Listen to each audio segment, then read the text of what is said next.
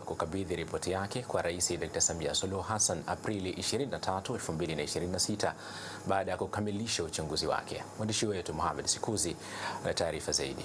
Taarifa hiyo imetolewa jijini Dar es Salaam na mwenyekiti wa tume ya uchunguzi wa matukio ya kabla na baada ya uchaguzi mkuu, Jaji Mkuu Mstaafu Osman Chande alipozungumza na waandishi wa habari. Jaji Chande amesema jumla ya watu 63,603 wamefikiwa na tume hiyo kutoa ushahidi wao kwa njia mbalimbali, ikiwemo kukutana na ana kwa ana kwa njia ya ujumbe mfupi wa maandishi na dodoso. Najiandaa kwenye hilo kesho kutwa Alhamis, basi tuweze kuwaambia Watanzania wenzetu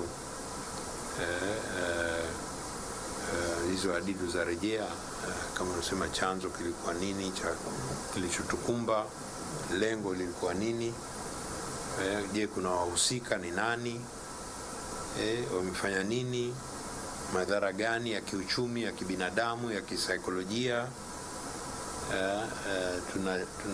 Tumeambiwa tupendekezwe njia ya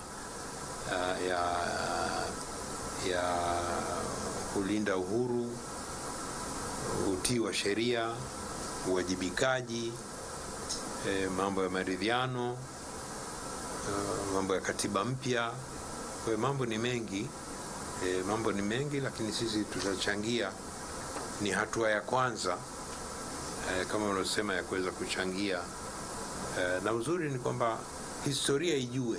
Ameongeza kuwa ripoti hiyo itakayotolewa inatarajiwa kuwekwa hadharani kwa sababu ya maslahi ya umma na kuwezesha watu kuona uhalisia wa kilichotokea. Haiangalii tu yaliyotokea, lakini tunakwenaje mbele, kwa sababu swala kubwa pia moja ambayo tumeangalia ni kwamba na tuliulizwa hadidu za rejea, vitu gani vifanyike ili Oktoba 29 isijirudie tena.